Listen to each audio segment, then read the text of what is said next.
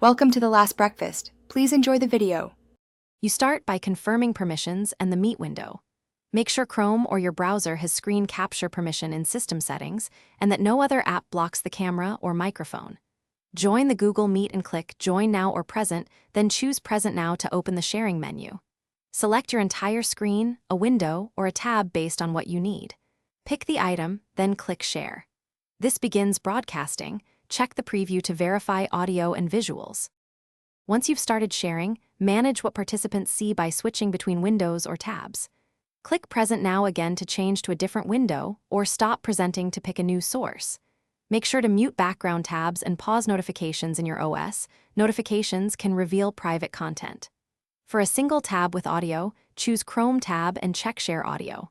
If you need to highlight content, use cursor movement, zoom, or an on-screen pointer to guide viewers through details.